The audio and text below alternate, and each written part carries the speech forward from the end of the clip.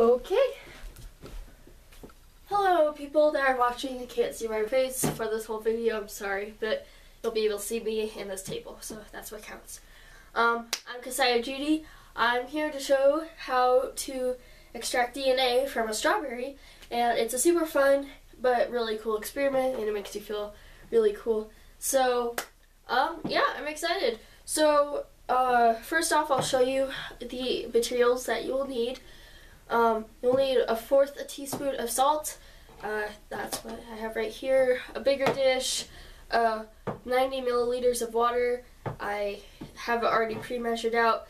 10 milliliters of dish soap, just liquid dish soap. It's really easy. I already have that pre-measured out too. Cheesecloth or a sieve, anything with small holes that can drain and you know, it has to have tiny holes.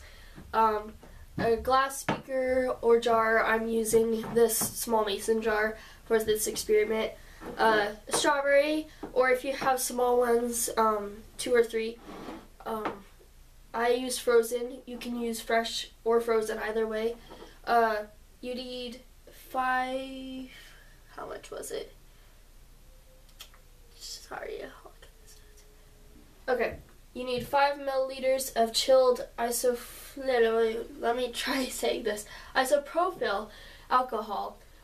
It'll need to be frozen for at least 10 minutes, so I would get that in first. Then you need a plastic baggie, and then tweezers. Also, I added to my list of things needed. It's optional, but I'm using a hairband to be able to attach the cheesecloth to my big dish during the process, but that's your choice. Okay, so let's get started. So the first thing you'll need to do is to take your glass jar or your beaker and combine your water, 90 milliliters of water, and then 10 milliliters of dish soap. After you do that, you won't stir it yet because you're going to add 1/4 teaspoon of your salt. It's just normal table salt, what you get at a normal grocery store. So I'm going to add that.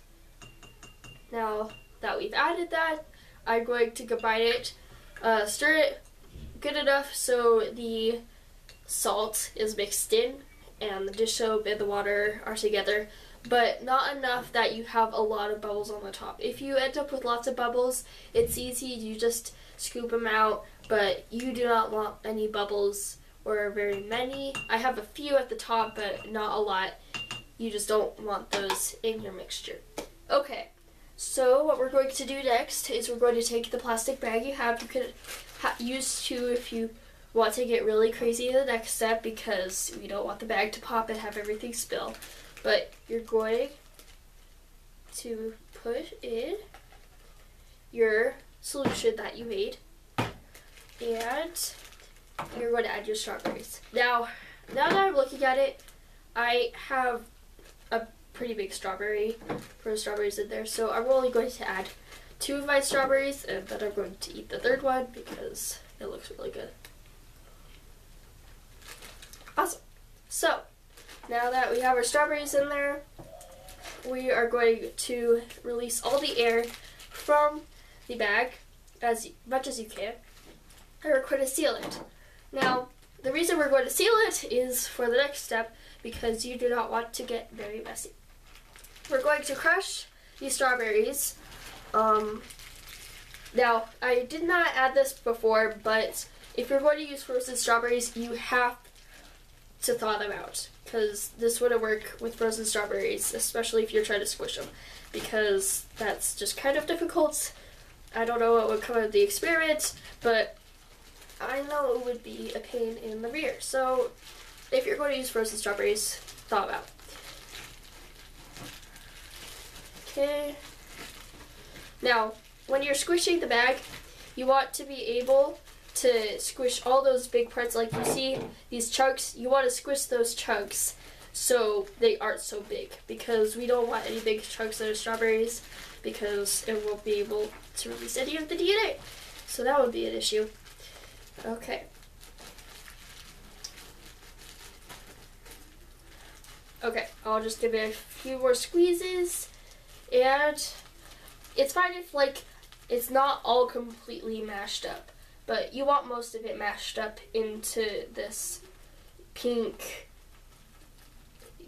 stuff. You want this pink liquid. So, now that we got it, we're going to go on to the next step. You're going to take your bigger jar. I'm just using a bigger face just so the liquid can go through easier and not spill.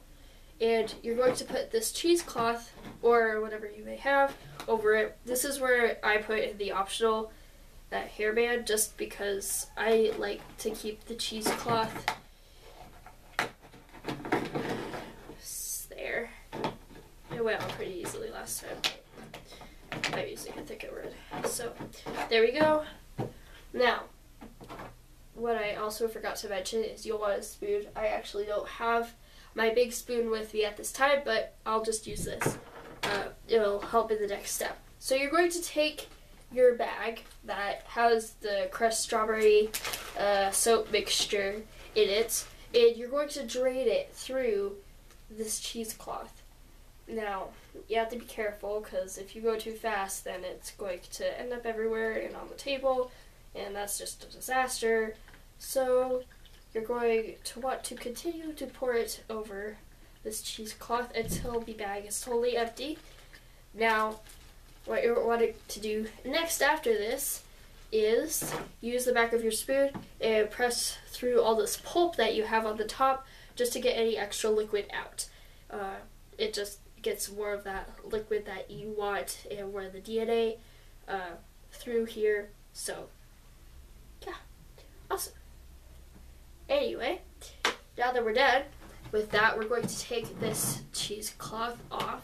I'm just going to scooch my hairband down as I'm starting to rip it. Excuse me.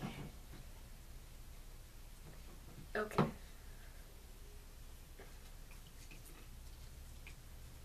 Okay. I squeeze the last of it out. There's not any more juice in there. Okay. Now, after that, we're going to transfer it. I'm actually going to use the same glass beaker that I used to combine all the soap and stuff to pour it back into there. I also want to do that just because it's transparent, excuse me, and I'll want to be able to see that. Now that that's all in there, I'm going to add my chilled 5 milliliters of isopropyl alcohol. So I already have it pre-measured out in this actual beaker. My actual product wouldn't fit in there because it's only 30 milliliters. And there we go. Now, I'm going to hold the mixture at my eye level. You won't be able to see it with the camera. But this white stuff starts to come to the top. I'll take a picture of it and show it at the end of the video. But this white stuff comes to the top, and you can actually see this chain. I could see this white little bubbly chain. It kind of looks snot-ish. It looks white and icky. But that's the DNA that came to the top of my extract. So, that's it. And you can use tweezers to grab the extract out of here. I do not have it all the way up to the top yet. It's still a bit dispersed, so I can't grab it. But, yeah, I'll show you a picture, and thank you for watching my video.